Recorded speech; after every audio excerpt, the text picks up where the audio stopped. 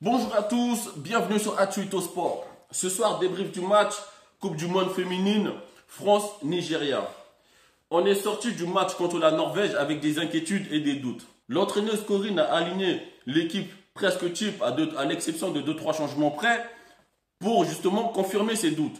Et les doutes ont été confirmés. Contre le Nigeria ce soir, la France, on n'y était pas. Ça manque d'électricité. Ça manque de discipline au milieu de terrain. Je ne sais pas si c'est les changements, je ne sais plus comment ils s'appellent, Bilbo et ACI qui ont fait douter à l'équipe de France. Si c'est parce qu'elles ont l'habitude de ne pas jouer ensemble. Mais ça n'a pas marché ce soir. Et contre une très faible équipe du Nigeria. Je trouve ça inadmissible qu'aujourd'hui la France ne s'est pas imposé un minimum de 15-0. C'est tout simplement incroyable quand on voit la faiblesse de cette équipe nigériane, que ce soit sur les coups de pied arrêtés, dans le jeu, dans la possession, bref, tout plein de trucs qui font qu'aujourd'hui, c'est impossible que le match se finisse à 1-0 et un but bizarre avait accordé par la VAR de Wendy Renard sur penalty. Si on veut le titre cette année, il va falloir considérablement monter le niveau parce que les États-Unis, elles rigolent pas. Je vous parle pas des États-Unis, l'équipe A, je vous parle même de l'équipe B, là, des États-Unis. Ce qui est bizarre, c'est qu'on n'a pas de difficulté à ressortir le ballon. On n'a pas de difficulté à arriver jusqu'à la surface adverse. Mais pendant ce match-là, on a eu une grosse difficulté à accélérer le jeu, à mettre de l'électricité, mais ta quoi. Sachant que les Nigérians, en plus, défensivement, elles sont pas au top. Arriver dans les 30 derniers mètres, c'est à ce moment-là qu'il faut accélérer le jeu. Or, avec l'équipe de France, on arrive dans la surface, mais on y arrive au ralenti. Tellement au ralenti que les Nigérianes, elles ont tout le temps à chaque fois de revenir sur nous et de récupérer le ballon, bien de contrer nos tentatives. On a trop de difficultés à écraser des adversaires qui sont largement à notre portée. Et ça, c'est pas normal. Bien sûr, c'était l'occasion pour Corinne de tenter l'expérience de mettre Bilbo et ACI pour voir ce que ça peut faire. Mais l'expérience, elle a totalement échoué. Je les ai pas du tout trouvés au niveau, que ce soit Bilbao ou bien Bilbao. Mais qu'est-ce que je raconte là? Bilbo ou ACI. Donc bon, l'expérience n'est pas à refaire.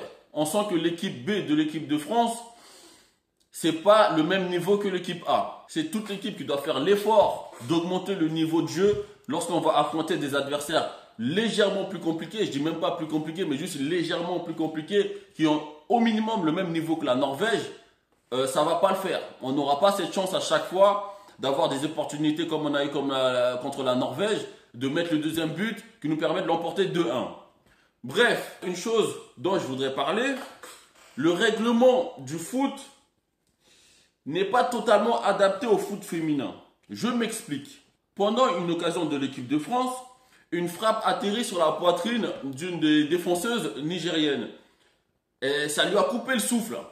Pourquoi ça lui a coupé le souffle? Parce qu'elle a mis ses bras derrière pour éviter de mettre main et obtenir un penalty pour l'équipe adverse.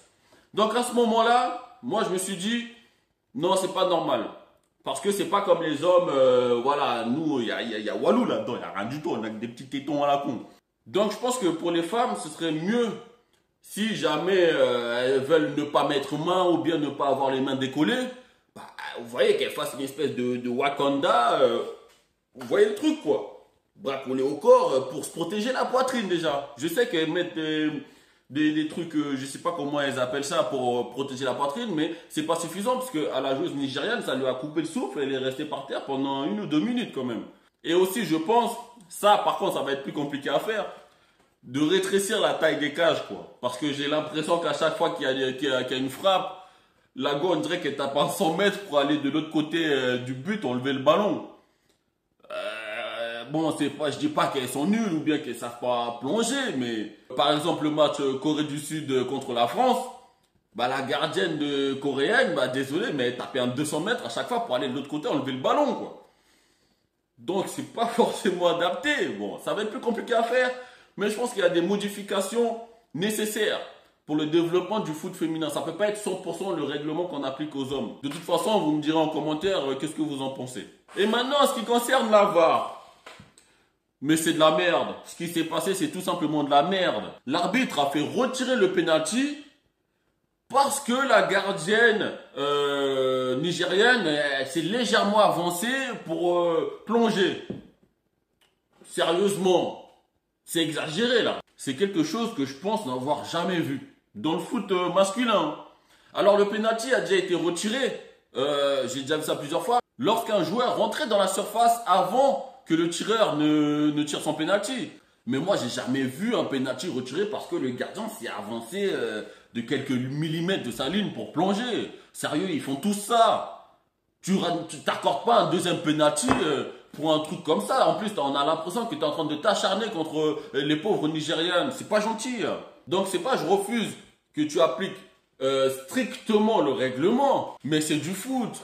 Et si vous voulez que le foot féminin devienne bankable comme l'est chez les hommes, il faut arrêter ces petits détails là. Entre le pénalty de la VAR qu'elle accorde une deuxième fois, les fautes qu'elle siffle, je sais même pas qu'est-ce qu'elle siffle concrètement. Dès qu'il y a un léger impact, certes, les femmes ne tombent pas, elles font pas tout un cinéma. Mais dès qu'il y a un léger contact, il y en a une qui tombe, allez hop, on siffle. C'est comme s'il ne devait pas avoir de contact dans le foot féminin, quoi. C'est bon. Je dis ça, mais c'est mon point de vue d'homme. Hein. Moi, quand j'ai regardé le match aujourd'hui, par exemple, je vous assure, j'ai l'impression que le match il durait 3 heures. J'étais en train de regarder l'heure chaque 10 minutes pour me dire, mais putain, ils ont ralenti le temps ou quoi. Donc j'ai été plutôt déçu de cette rencontre par la faiblesse de l'équipe de France face à une équipe nigérienne encore plus faible qu'elle. Et en plus, je dirais même qu'on a de la chance qu'elle joue très mal les contre-attaques.